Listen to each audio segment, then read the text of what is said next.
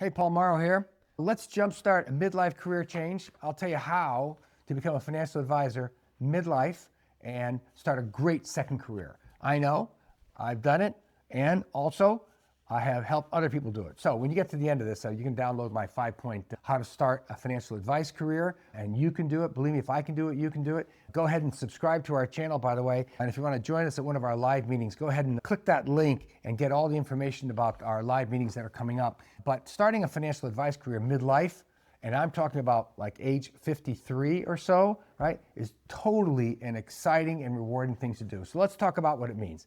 First and foremost, financial advising is a serious career and it does have some educational requirements. You have to take some federal exams and tests and get educated. Okay, so let me tell you the story. Nancy was a client of mine for many years, and then she came to me and she said, I got laid off from my job, and I'm 51 years old, and I'm in the middle of my life. I'm not sure what I want to do. And we had saved up a few dollars, and so she took a trip around the world and rode camels in Egypt and did everything else. And she came back about a year later and said, Paul, I want to do what you do.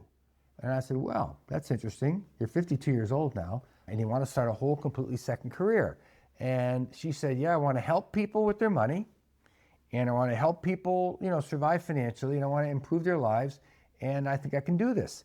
And so, we embarked on a midlife career program for Nancy of her getting into the financial career. So let's just say in 1 year, she studied, she took exams, she passed them all, she got some credentials, and in fact, she landed us in ARP magazine because at that time, when I brought Nancy on at 53 years old, she was one of the oldest folks to enter the financial advice career without any prior education, training, or experience except for that 1 year.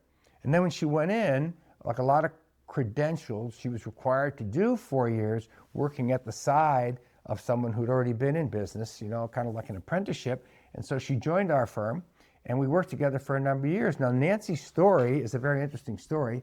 Between age 53 and age 70, when she stopped working, it was only about 17 years, she built a very substantial financial advice business, which she was able to sell at a later date. That's an asset, by the way, that you can sell. It's like any other business.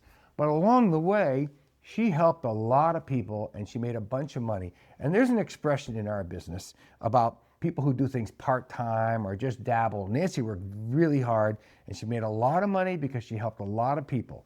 This is a help people kind of business. If you help people get successful and you help them survive financial crises, especially someone like Nancy, who became an expert on people jump-starting their financial life midlife, you can start over at age 50. And if you have a big life experience of 50 years, you know a lot about the things that financial advisors need to do with their clients.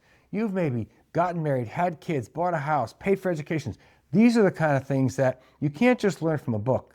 You have to have practical experience in them. So let me tell you about Nancy's story. Nancy and I worked together, and in fact, we worked together on groups of employees who had been downsized or right-sized or cap-sized out of their companies. Like right now in America, there's a lot of people that are being discharged from their employment, and it's not just federal employees. I just noticed another news report came out today on some more downsizing. If you have been downsized and you're a midlifer, and you are thinking about how to start over, starting over in a financial advice career can be, number one, very personally rewarding for you to help other people. To use knowledge that you've built up, that has value, right?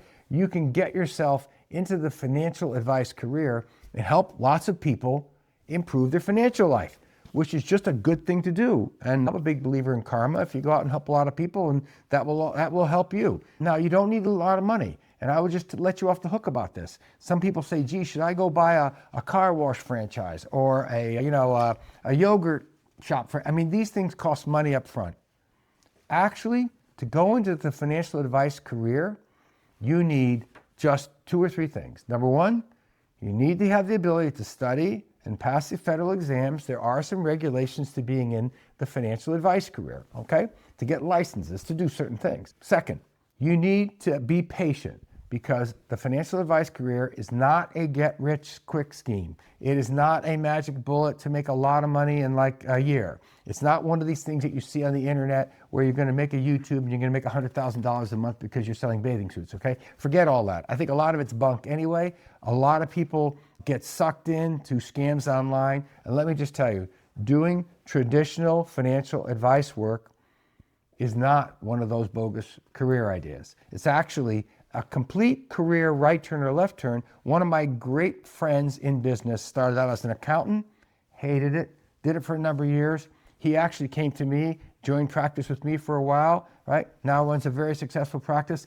There's nothing wrong with doing a midlife career change. I actually know a very successful computer scientist type who got downsized from his existing career, went into the financial advice business, and is very successful today. So if you have prior skills, I don't know what your goals are, but I will tell you, if your goal is to make a good living, if your goal is to help people in a meaningful way, not selling t-shirts or something, but providing financial counseling, financial advice, and to build an asset you can sell, this is really important. Don't take advice from people on building a $1 billion advice business if they haven't built a $1 billion advice business. I know because I've done it. So for a person to give you advice, they have to have a rough idea of how it's actually put together. To build a second career in financial advice, you can basically start by contacting financial advice people. By the way, you can contact us or anybody else that you know and trust and ask them about what the career path is like for them. Take the advice of people you know, right, about whether you can do this. Now, if you don't have empathy, you have a problem. If you're a greedy person, you're a problem. I think that this is not a get-rich-quick scheme, right? It does take some patience, but it is very, very rewarding. There's a few things that I'd like to give you that are factoids. Between 2007 and 2023, in just 16 years, I went from 0 assets under management to $1 billion in 16 years, which is actually, at that time in history, a really good number. Going forward, that would be $2 billion, by the way, in today's dollars in 2025. I do think that when you do the math, financial advisors get paid in 3 or 4 different ways. They get advice for managing money. That's one kind of a license. That's a different thing, right? They get paid for providing risk advice with insurances. That's a different kind of license, right? And also, they get paid essentially consulting fees. And consulting fees is a little looser. People do financial consulting on a lot of different levels, but it isn't specifically assets under management, and it's not specifically insurance work. Sometimes it's just a consulting contract to help them. So I do think that the financial advice field itself is a wide open field. You can do it as an independent person. You can do it as an employee of a gigantic firm.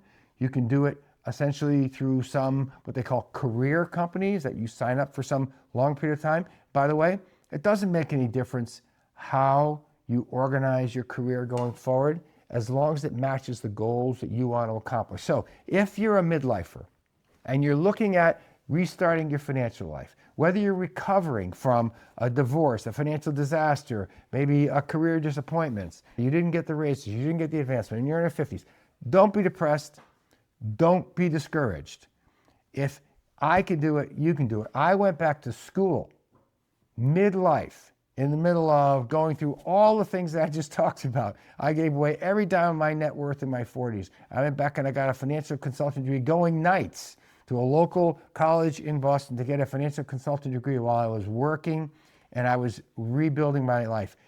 If I can do it, you can do it. And by the way, those courses are not meaning you have to take out a mortgage to get them. They're not that expensive, and you can learn and then associate with someone who's got experience, because in order to be successful in the financial advice career, you need education, training, and experience. And if you bring your own empathy and your own desires to help people together with education, training, and experience, you can do some great things, which does include, by the way, building up your own personal net worth. To contact us about starting a financial advice career, or if you're a startup person and you want to become affiliated with the Smart Financial brand, we distribute information on people who want to get financial advice from folks like us.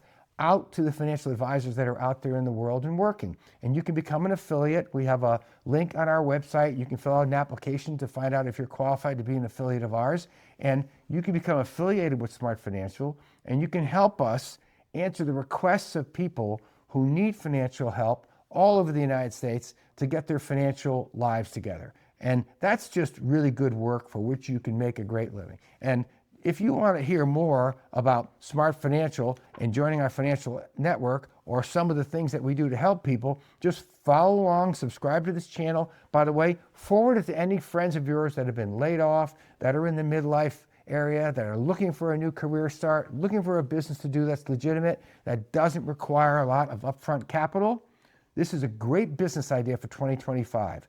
Starting a financial advice career does not mean that you need to go out and borrow a lot of money from a bank.